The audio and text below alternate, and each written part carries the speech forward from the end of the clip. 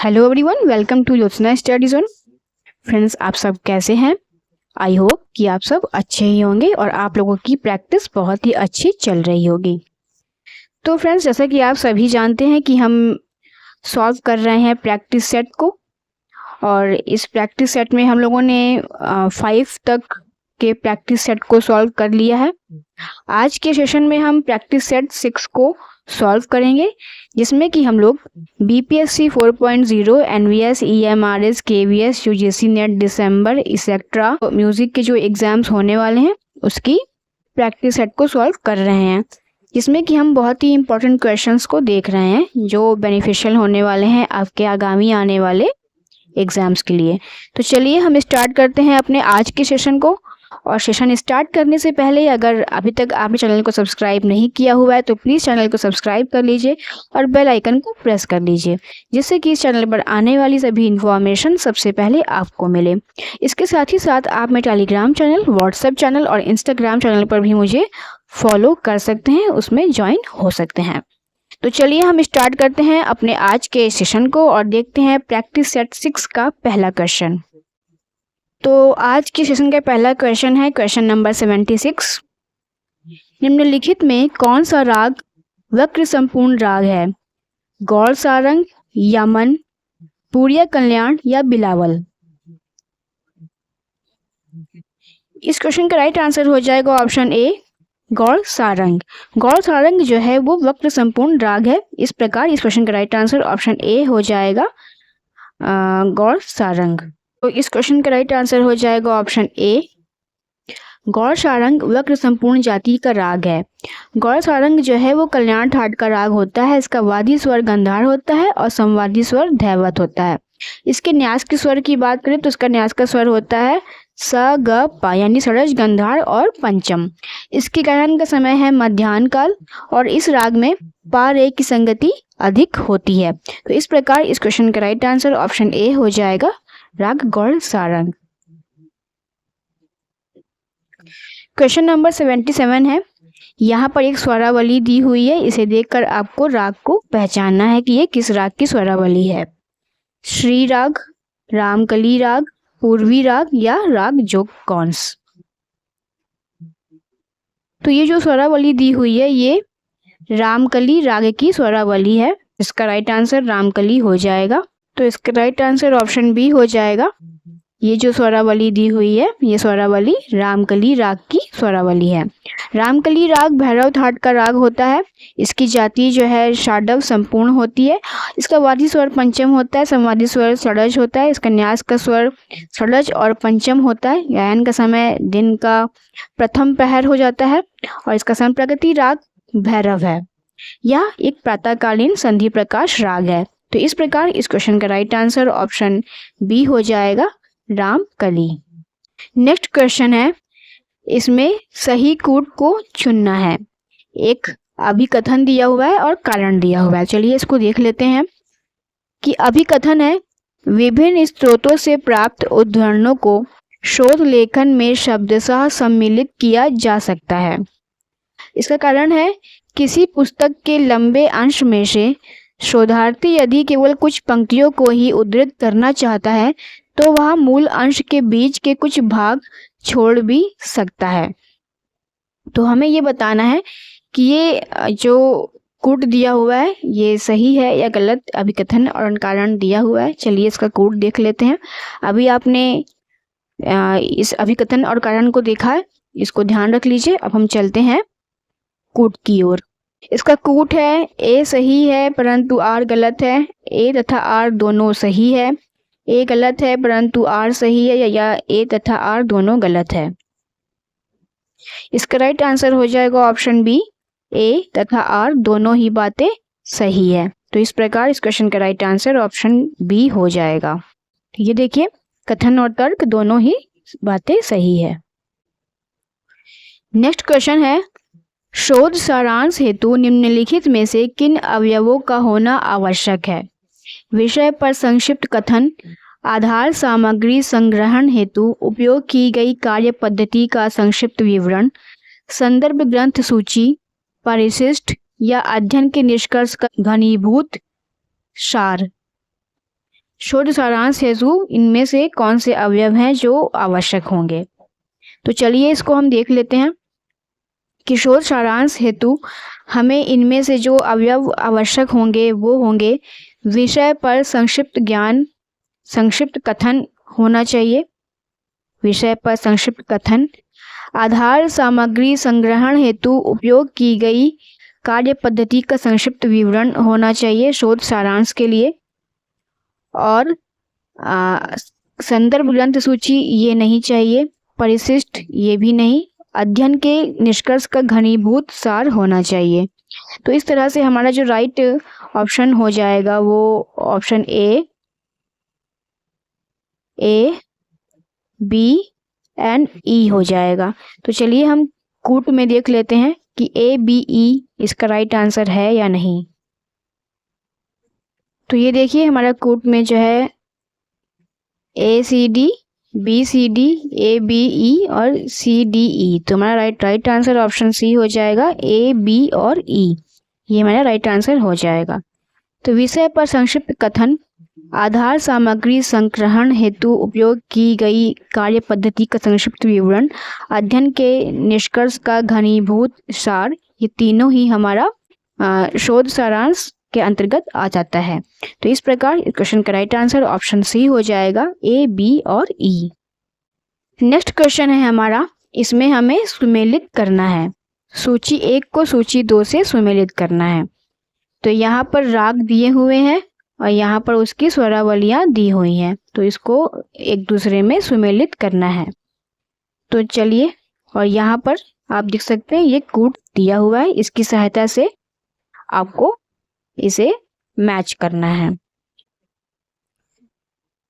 तो काफी की अगर हम बात करें तो काफी की स्वरावली हो जाएगी ये स्वरावली दी हुई है, आप देख सकते हैं। खमाज की हो जाएगी ये अड़ाना स्वरावली, ये हो जाएगी, और बाहर की ये हो जाएगी। तो हमारा जो राइट आंसर हो जाएगा वो 2, 1, 4, 3 हो जाएगा। और ऑप्शन में चलिए देख लेते हैं कि 2, 1, 4, 3 कहाँ पर है। तो देखिए ऑप्शन ए में ही जो है राइट आंसर है 2, 1, 4, 3। तो इस क्वेश्चन का राइट आंसर ऑप्शन 1 हो जाएगा। तो ये देखिए राइट आंसर ऑप्शन 1 हो जाएगा। खमाज की काफी की स्वरावली ये हो जाएगी, खमाज की ये हो जाएगी, अड़ाना की ये हो जाएगी और बाहर की ये हो जाएगी। इस प्रकार इसका राइट आंसर ऑप्शन ए हो जाएगा। क्वेश्चन नंबर 81 है, मेल राग वर्गीकरण की अवधारणा किस युग में अस्तित्व में आई? वैदिक युग में, प्राचीन युग में, मध्य युग में या आधुनिक युग में? इस क्वेश्चन का राइट आंसर हो जाएगा ऑप्शन सी, मध्य युग में। मेल राग वर्गीकरण की अवधारणा जिस युग में आई वह युग था मध्य युग। मेल राग वर्गीकरण मध्यकाल युग से माना जाता है। मेल राग वर्गीकरण दक्षिणी संगीत पद्धति की उपज है। विजयनगर के मंत्री माधवाचार्य को इस वर्गीकरण का जनक माना जाता है। थाट शब्द का उपयोग तंत्री वाद्यों के लिए ही है। मध्यकाल में सामान्य रूप से शास्त्रकारों ने मेल शब्द का प्रयोग किया। इस प्रकार माधवाचार्य ने 15 मेल माने तथा 50 रागों को वर्गीकृत किया। तो इस प्रकार इस क्वेश्चन का राइट आंसर ऑप्शन सी हो जाएगा, मध्य युग। नेक्स्ट क्वेश्चन है, अंतर्गंधार व काकली निषाद से युक्त मूर्छना को कहते हैं सांतरा, सकाकली, साधारणीकृता या प्रस्तार? अंतर्गंधार व काकली निषाद से युक्त मूर्छना को क्या कहते हैं? तो इस क्वेश्चन का जो राइट आंसर हो जाएगा वो हो जाएगा ऑप्शन सी, साधारणीकृता। अंतर्गंधार व काकली निषाद से युक्त मूर्छना को साधारणीकृता कहते हैं। अंतर्गंधार व काकली निषाद से युक्त मूर्छना को साधारणीकृता कहते हैं। भरत मुनि ने 2 विकृत स्वर माने हैं, अंतर्गंधार और काकली निषाद। इसके अतिरिक्त भरत जी ने शारणा का वर्णन किया है। 2 ग्राम, 14 मूर्छनाएं तथा 18 प्रकार की जातियों का वर्णन भी महर्षि भरत जी ने किया हुआ है। भरत जी ने 4 गीतियां, रस तथा चित्रा, मत्त, कोकिला आदि वीणाओं का वर्णन किया है। वृंदवादन के लिए कुतुब शब्द का प्रयोग भी भरत जी ने किया हुआ है। तो इस प्रकार इस क्वेश्चन का राइट आंसर ऑप्शन सी हो जाएगा, साधारणीकृता, कि अंतर्गंधार व काकली निषाद से युक्त मूर्छना को साधारणीकृता कहते हैं। आई होप कि आपको ये क्वेश्चंस अच्छे लग रहे होंगे, पसंद आ रहे होंगे। अगर आपको आज की क्लास अच्छी लग रही हो तो प्लीज़ वीडियो को शेयर कीजिएगा और एक लाइक वीडियो को जरूर से कर दीजिएगा। नेक्स्ट क्वेश्चन है, मेल के समानार्थ शब्दों को इंगित कीजिए। ठाठ, संस्थान, मुकाम या थाट। इसके कूट इस तरह दिए हुए हैं, ए तथा सी, बी तथा डी, ए सी तथा डी, ए बी सी तथा ए। गलत हो गया है, यहाँ पर आप डी कर सकते हैं तथा डी। ठीक है, तो मेल के समानार्थ शब्दों को अगर हम इंगित करें तो इसका राइट आंसर हो जाएगा, तो ऑप्शन डी हो जाएगा, ए बी सी डी। मेल के समानार्थ शब्द है ठाठ, संस्थान, मुकाम और ठाट। ठाट वह है, उसका अर्थ वह होता है जिसमें राग एक ही जगह एकत्रित होकर वर्गीकृत होते हैं।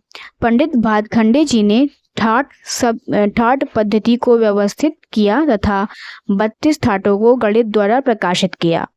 32 ठाटों में से 10 ठाट को ही उन्होंने मुख्य माना है, जिनमें 10 ठाट हैं बिलावल, खमाज, काफी, भैरव, आसावरी, भैरवी, कल्याण, मारवा, पूर्वी और तोड़ी।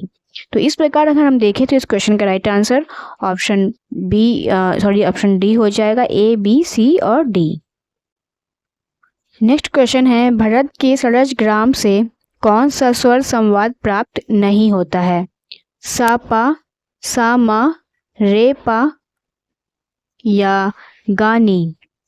तो इसमें से वो कौन सा स्वर संवाद है जो भरत जी के षडज ग्राम से प्राप्त नहीं होता है? तो इस क्वेश्चन का राइट आंसर हो जाएगा ऑप्शन सी, रे पा।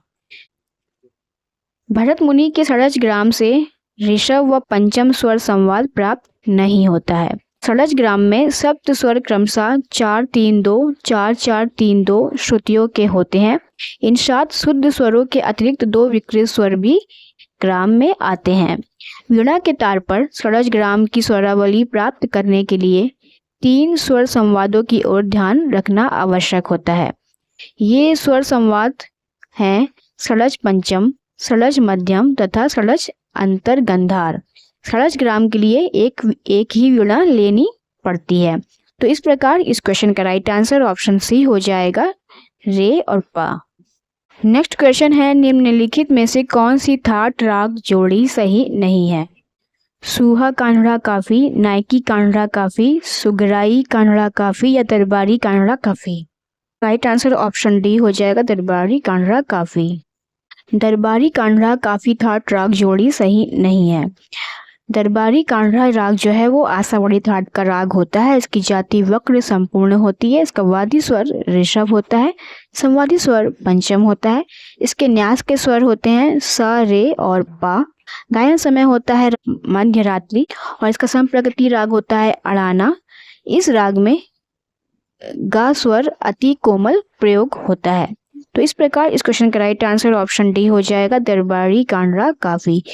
आप लोग ध्यान रखिएगा कि इस क्वेश्चन में जो है नहीं पूछा है, ठीक है। इस नहीं पे बहुत ध्यान दीजिएगा, यही सारा काम खराब कर देता है और यही काम बना भी देता है। तो यहाँ पर क्वेश्चन में नहीं पूछा हुआ है, तो उस हिसाब से इसका राइट आंसर ऑप्शन डी हो जाएगा। नेक्स्ट क्वेश्चन है, कल्याण मेल जन्य दोनों मध्यम युक्त रागों में विवादी स्वर के नाते कोमल निषाद का प्रयोग किस स्थान पर किया जाता है? आरोह में, अवरोह में, आरोह अवरोह दोनों में या केवल मंद्र सप्तक में? इस क्वेश्चन का राइट आंसर हो जाएगा ऑप्शन बी, अवरोह में। कल्याण मेल जन दोनों मध्यम युक्त रागों में विवादी स्वर के नाते कोमल निषाद स्वर का प्रयोग अवरोह में किया जाता है। इस प्रकार इस क्वेश्चन का राइट आंसर ऑप्शन बी हो जाएगा, अवरोह। नेक्स्ट क्वेश्चन है, भातखंडे जी के अनुसार वह कौन सा स्वर है जो कि वर्तमान संगीत में वादी के रूप में दिखाई नहीं देता है? ऋषभ, गंधार, धैवत या निषाद? इस क्वेश्चन का राइट आंसर ऑप्शन डी हो जाएगा, निषाद। भातखंडे जी के अनुसार नी स्वर को वर्तमान समय में वादी स्वर नहीं माना जाता है। वादी स्वर के नाते सा रे गा मा पा स्वर का प्रयोग किया जाता है। नी स्वर किसी भी राग का वादी स्वर नहीं हो सकता, परंतु संवादी के रूप में यह प्रयोग किया जा सकता है। इस प्रकार इस क्वेश्चन का राइट आंसर ऑप्शन डी हो जाएगा, निषाद स्वर। नेक्स्ट क्वेश्चन है, बंदिश की किसी एक पंक्ति अथवा खंड में शब्दों और मात्राओं को यथावत रखते हुए उसे स्वर भिन्नता से प्रस्तुत करने को कहते हैं प्रतिग्रहणिका आलप्ति, रूपक भंजनी आलप्ति, च्युत स्वर भंजनी आलप्ति या स्थायी भंजनी आलप्ति? बंदिश की किसी एक पंक्ति अथवा खंड में शब्दों और मात्राओं को यथावत रखते हुए उसे स्वर भिन्नता से प्रस्तुत करने को कहते हैं स्थायी भंजनी आलप्ति। इस क्वेश्चन का राइट आंसर ऑप्शन डी हो जाएगा, स्थायी भंजनी आलप्ति। बंदिश की पंक्ति अथवा खंड में शब्दों और मात्राओं को स्थायी भंजनी आलप्ति कहते हैं। स्थायी में सा का प्रयोग सबसे पहले किया जाता है। स्थायी का आलाप मध्य तथा मंद सप्तक की तरफ होता है। इस प्रकार इस क्वेश्चन का राइट आंसर ऑप्शन डी हो जाएगा। नेक्स्ट क्वेश्चन है, द्वयर्थ के पूर्व के स्वरों में स्वर समूह के उच्चारण को कहते हैं प्रथम स्वर स्थान, द्वितीय स्वर स्थान, तृतीय स्वर स्थान या चतुर्थ स्वर स्थान? द्वयर्थ के पूर्व के स्वरों में स्वर समूह के उच्चारण को कहते हैं प्रथम स्वर स्थान। इस क्वेश्चन का राइट आंसर ऑप्शन ए हो जाएगा, प्रथम स्वर स्थान। द्वयर्थ के पूर्व के स्वरों में प्रथम स्वर स्थान स्वर समूहों का उच्चारण होता है। स्वर स्थान नियम के बारे में समझ लेते हैं। आलाप गायन के अंतर्गत प्राचीन समय के कुछ नियम निश्चित किए गए थे। इन नियमों को स्वर स्थान नियम कहते हैं। स्वर स्थान नियमों के अंतर्गत संपूर्ण राग क्षेत्र को 4 भागों में बांटा गया था। कितने भागों में? 4 भागों में बांटा गया था। किसे बांटा गया था? संपूर्ण राग क्षेत्र को। संगीत रत्नाकर के अनुसार अंश स्वर पर ही समस्त राग निर्भर करता है। इसी अंश स्वर को ही स्थायी स्वर भी कहा जाता है। स्थायी स्वर से जो चौथा स्वर होता है उसे द्वयर्थ स्वर कहते हैं। तो इस प्रकार इस क्वेश्चन का राइट आंसर ऑप्शन ए हो जाएगा, प्रथम स्वर स्थान। आज की प्रैक्टिस सेट का लास्ट क्वेश्चन है, केदार, कामोद व छायानट के अंतरे में वह कौन सी स्वरावली है जो सभी में समान रूप से प्रयुक्त की जाती है? स्वरावलियां यहाँ दी हुई हैं, आप इसे देख सकते हैं। इसका जो राइट आंसर है वो गायन वाले ज़्यादा अच्छे से दे सकते हैं, तो उसको देखिए आप लोग ध्यान से।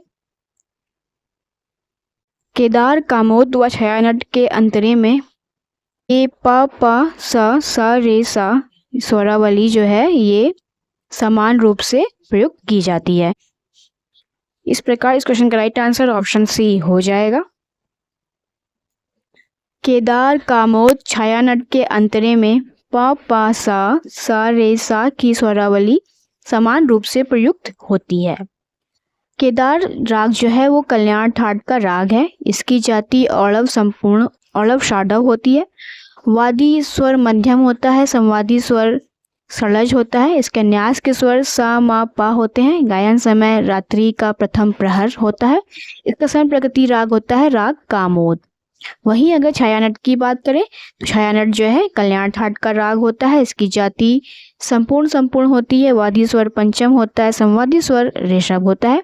इसके न्यास के स्वर पंचम और ऋषभ और सड़ज होते हैं। इसका समय प्रकृति राग कामोद होता है। गायन का समय रात्रि का प्रथम प्रहर होता है। और कामोद राग की बात करें अगर हम तो कामोद राग भी कल्याण ठाट का राग होता है। इसकी जाति जो है वक्र संपूर्ण होती है। वादी स्वर पंचम होता है, संवादी स्वर ऋषभ होता है। न्यास के स्वर सा रे पा होते हैं। गायन समय रात्रि का प्रथम प्रहर होता है। इसका समय प्रकृति राग हमीर होता है। तो इस प्रकार इस क्वेश्चन का राइट आंसर जो बन रहा है वो ऑप्शन सी बन रहा है। ठीक है, प प सा रे सा। तो फ्रेंड्स ये थे आज के प्रैक्टिस सेट के क्वेश्चंस। आपको कैसे लगे कमेंट बॉक्स में ज़रूर से बताइएगा। और अगर कुछ मिस्टेक हो गई हो इस वीडियो में तो वो भी आप लोग मुझे ज़रूर से बताने की कोशिश कीजिएगा। और अगर आपको ये सेशन अच्छा लगा हो तो प्लीज़ वीडियो को लाइक कीजिएगा और शेयर कीजिएगा। चैनल को सब्सक्राइब करके बेल आइकन को ज़रूर से प्रेस कर दीजिएगा। तो चलिए फ्रेंड्स, हम मिलते हैं नेक्स्ट प्रैक्टिस सेट में। तब तक के लिए आप अपनी पढ़ाई को कंटिन्यू करते रहिए। Thank you.